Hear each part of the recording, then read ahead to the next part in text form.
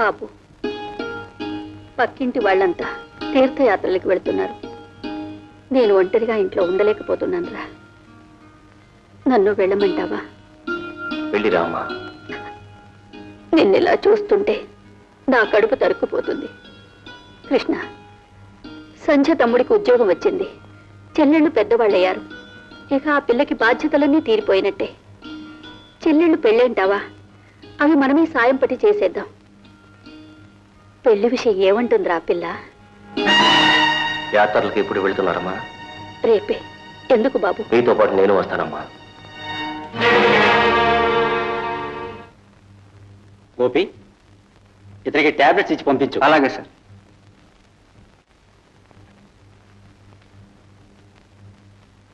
అక్క.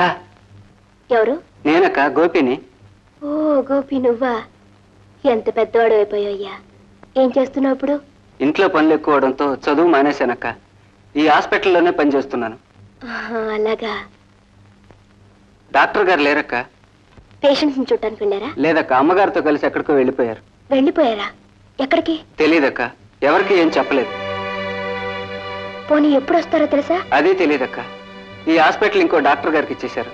బహుశా ఇంకొస్తారో రారో కూడా తెలియదు.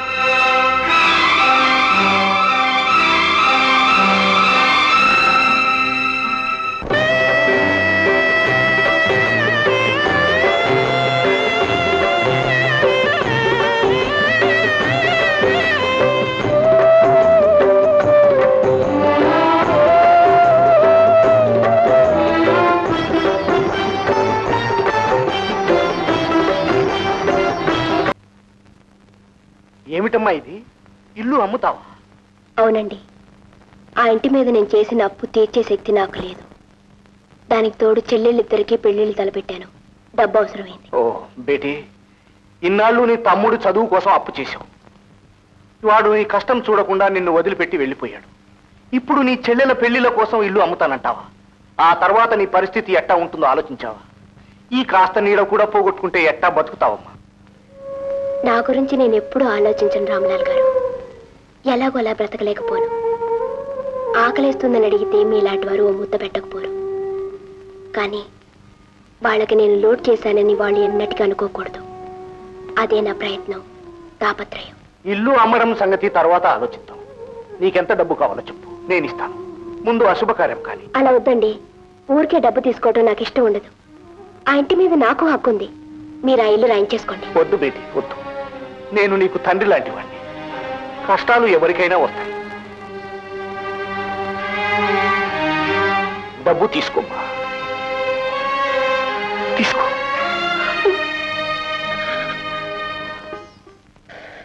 అమ్మలత, ఆచార్య గారు నగలు తీసుకొచ్చారంట కదా? ఇవిగో అక్క.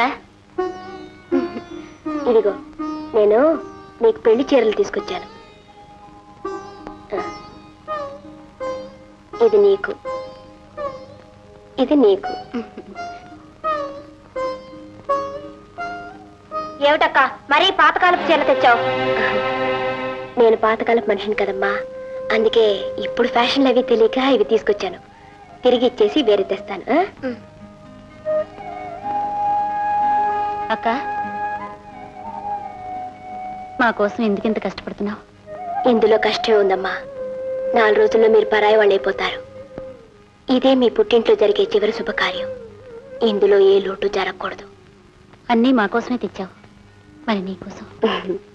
పిచ్చిదానా, నా సర్వస్వం మీరే కదమ్మా. నేను అన్నం పెట్టి జడేసి బడికి పంపిన పిల్లలు పెళ్లి కూతుళ్ళై అత్తవారింటికి వెళ్లే మంచి రోజు కోసమే ఇంతకాలం ఎదురు చూశాను. ఆ రోజు వచ్చింది. నాకు చాలా సంతోషంగా ఉందమ్మా. వెళ్ళొస్తాను.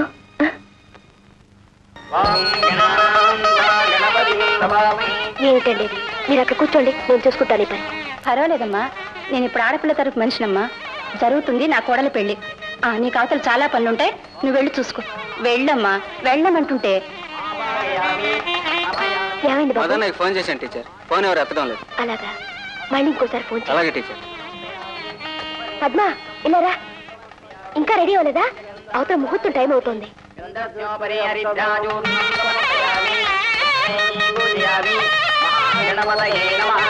కన్యాదానం ఎవరు చేస్తారమ్మా?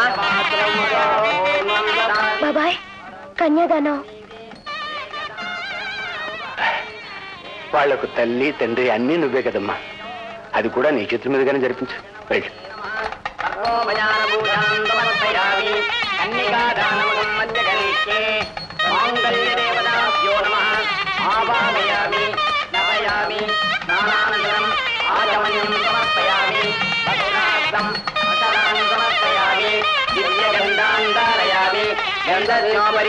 హరిద్రాచూర్ణం సమర్పయామి.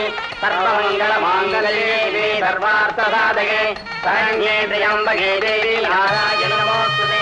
మాంగళ్యం తంతునానేన మమ జీవనహేతునా కంఠే భద్రామి శుభగే నీలధరదాం.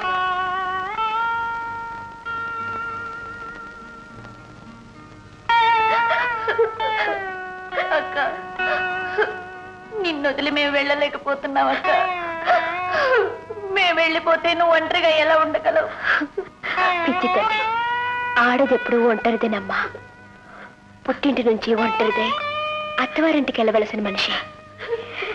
మీరు నా గురించి బాధపడద్దు. ఆ దేవుడే నాకు తోడు. బాబు వేణు, మా లత అమాయకురాలు. ఏ కోరికనైనా మనసులోనే దాచుకుంటుంది తప్ప నోరు విప్పి చెప్పదు. మా లత మనసు తెలుసుకుని జాగ్రత్తగా చూసుకో బాబు. అలాగేనండి. అమ్మా, పుట్టింటి పేరు నిలిపేలా ప్రవర్తించు. అలాగేనక్క. రాజా, జ్యోతి చాలా గారభంగా పెరిగిన పిల్ల. తెలియకేదైనా తప్పు చేస్తే క్షమించు బాబు. అలాగేనండి. అక్క, నిన్ను చూడకపోతే నాకు తోచదక్క. అప్పుడప్పుడు మా ఇంటికి వస్తావు కదా? వస్తానమ్మా, తప్పకుండా వస్తాను. నా చెల్లెలి కాపురాన్ని తృప్తిగా గర్వంగా చూసుకోవడానికి వస్తాను. చూడమ్మా, నన్ను కోపడినట్టు మీ ఆయన్ని కోపడకే. అక్క, ఊరుకోమ్మా. నువ్వు ఏడిస్తే నాకేడుపు వస్తుంది. ఊరుకో, ఊరుకోమ్మా. పదండి.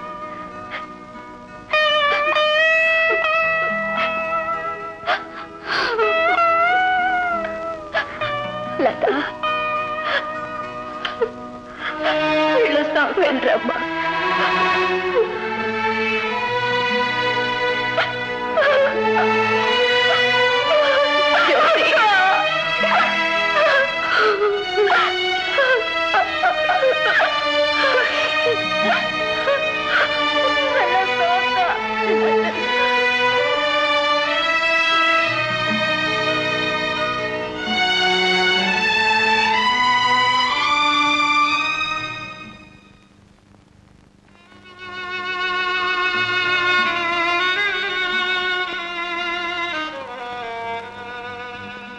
అమ్మా సంధ్య, నీ భవిష్యత్తు ఊహించాడో ఏమో. చలపతి నీకు సరైన పేరు పెట్టాడమ్మా. పగటికి రాత్రికి మధ్య ఉండే సంధ్యలాగా సుఖానికి దుఃఖానికి సంధ్యగా మిగిలిపోయావమ్మా. అమ్మా, ఇవాళ మీ నాన్న ఆత్మ ఎంత సంతోషిస్తుందో తెలుసా? ప్రతి తండ్రి తనకి మొదటి సంతానం మగబిడ్డ కావాలని కోరుకుంటాడు. ఎందుకో తెలుసా? ఆడబిడ్డ అయితే గుండెల మీద కుంపటిలా బరువైన బాధ్యతలా మిగిలిపోతుందని. కానీ నీలాంటి ఆడబిడ్డను కన్న తండ్రికి మగబిడ్డలు పుట్టలేదన్న బాధ ఉండదమ్మా. మగబిడ్డ కంటే ఎక్కువగా ఆడపిల్లవైనా నీ బాధ్యతను నువ్వు సక్రమంగా నిర్వహించావు. నువ్వు అమ్మా 10 కాలాల పాటు సుఖంగా సంతోషంగా ఉండగలి.